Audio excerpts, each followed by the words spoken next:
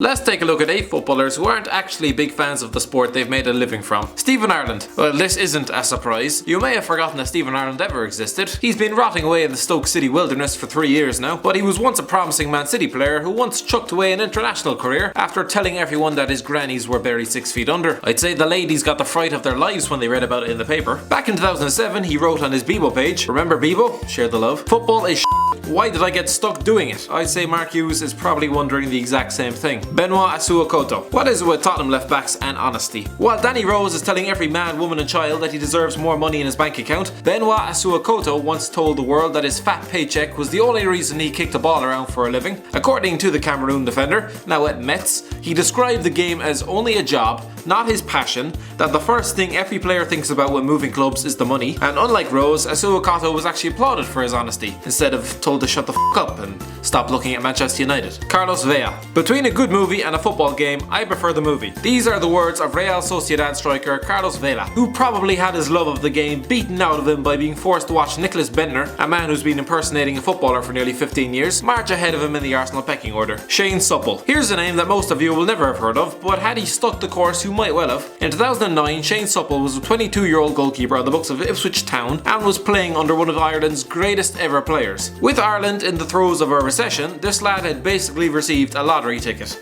Right? Well, if he had, he decided to chuck it right in the toilet and returned home, back into the pit of unemployment. Despite the riches on offer, he pulled out of the game having fallen out of love with it, after noticing some of his teammates didn't really care whether they won or not, more concerned with what colour the next car was going to be. According to Supple, the lads were worried about if they'd get another contract if we did get promoted, and that if we were in the playoffs, their holidays were going to be eaten into. I guess that explains why we haven't seen Ipswich in the Premier League in a while. Bobby Zamora. Bobby Zamora has been involved in some real blood and thunder moments in football. 2 championship playoff final winners, including one in the last minute for a side down to 10 men, and with their manager halfway out the door to the nearest retirement home. Still, none of this was enough for football to worm its way into Zamora's heart, surprising considering he managed to maintain a decent level for 16 years, and even grabbed a couple of England caps along the way. Admittedly, this was around the time when Fabio Capello seemed to be losing his mind, and handing out call-ups to anyone who even coughed in the direction of a Premier League goal. In 2012, Zamora said, "I'm not sure what I want to do after I finish playing, but if it means watching football, then I don't want to get involved. I'm not a massive football fan really. I don't watch games in the evening or anything like that. A lot of people find it strange." David Bentley. Another former Arsenal youth product, David Bentley is another one who grew sick of the game, but in his case, it drove him to the point where he chucked it all in before his 30th birthday. This was the guy who was once so bullish in declaring his intentions to succeed David Beckham in the England team, even copying his hairstyle. Bit unnecessary and slightly creepy. To look at him in his pomp, you might have thought this was some cocky kid who craved the spotlight, winked to every camera in sight, and touted himself to the highest bidder. But according to him, he didn't want any of the adulation, and actually found it quite claustrophobic. Good job he didn't go the Beckham route then, who probably has to pose for about 50 selfies whenever he pops out to the shop for a pint of milk. For Bentley, he was playing a position he hated.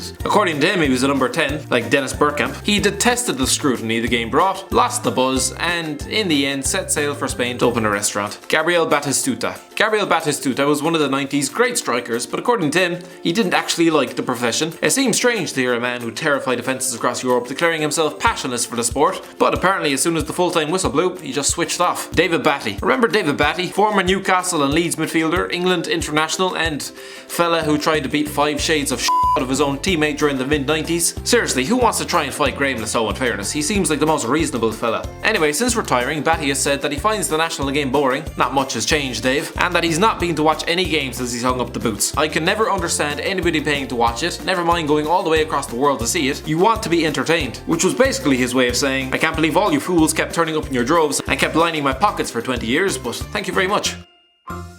Thanks for watching. Don't forget to like, share and subscribe.